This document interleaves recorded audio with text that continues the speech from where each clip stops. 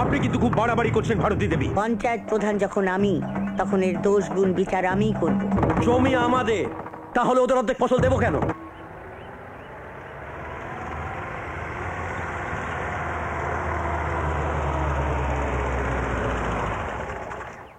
ওই তো ভারতী দেবী এসে গেছেন।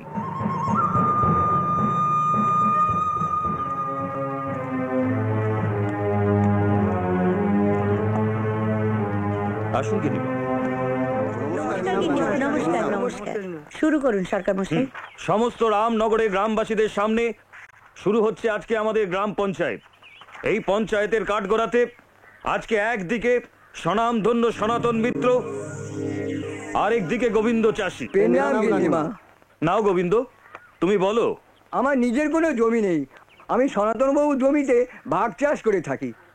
সনাতনবাবুর কাছ থেকে আমি গত বছরের দাদন নিয়ে ওনার জমিতে আমি চাষ করেছিলাম, কিন্তু খরা হওয়াতে সমস্ত ফসল নষ্ট হয়ে যায়। তাই আমি সনাতনবাবু আমি কোনো দাদন শোধ করতে পারিনি গিন্নিমা।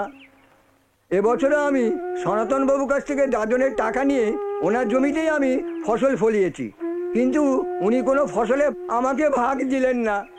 উনি বলছেন গত বছরের টাকাগুলো এবছরের থেকে শোধ করতে। তা আমি গরিব মানুষ, এই মেয়েকে নিয়েই কোনো রকমে চলে। আমি না খেতে পেয়ে আমি মরে যাবো গিন্নিমা। আর নাকে কান্না কাঁদতে হবে না। খরার জন্য তার আমি দায়ী নই। তো খরাতে যদি ফসল নষ্ট হয়ে যায় আমি কি করব? আমি তোকে দাদনের টাকা দিয়েছি, হিসেব মতো আমার টাকা ফেরত দিয়ে দিতে হবে, ব্যাস। আগে হ্যাঁ, সে তো নিশ্চয়ই। আমার মনে হচ্ছে মালিকের কোনো দোষ নেই। আপনি থামুন। পঞ্চায়েত প্রধান যখন আমি, তখন এর দোষ গুণ বিচার আমিই করব। সনাতন বাবু, খরার জন্য যেমন আপনি দায়ী নন, তেমনি গোবিন্দ চাষীও দায়ী নয়। গোবিন্দর গত বছরে দাদনের টাকাটা আপনাকে মুকুব করতে হবে। আর এবছর যে ফসল ফলবে তার অর্ধেকটা পাবে গোবিন্দ। আর যেহেতু জমিটা আপনার, আপনিও অর্ধেক পাবেন। আর গোবিন্দ, এবছর যে ফসল ফলবে সেটা বিক্রি করে তুমি যত তাড়াতাড়ি সম্ভব সনাতন বাবুর দাদনের টাকাটা দিয়ে দেবে। ঠিক আছে। এটা কিন্তু ন্যায্য বিচার হলো না। জমি আমাদের, তাহলে ওদের অর্ধেক ফসল দেবো কেন? জমিটা আপনাদের, কিন্তু পরিশ্রম আর ঘাম ওদের।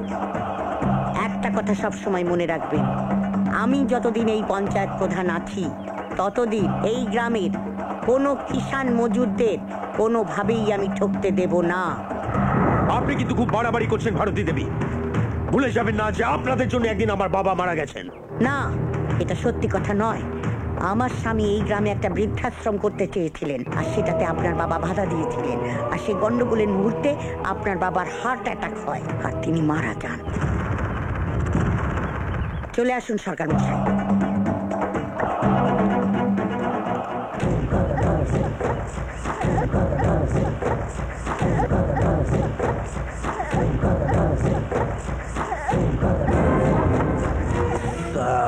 আমিও দেখে নেব। আমার নাম সনাতন মিত্তি। ভারতী দেবী, তোমাকে শুধু ঘর ছাড়া নয়, এই গ্রাম ছাড়া করে আমি ছাড়বো। এরকম আরো অনেক সিনেমা দেখতে হলে ডাউনলোড করুন ক্লিক অ্যাপ।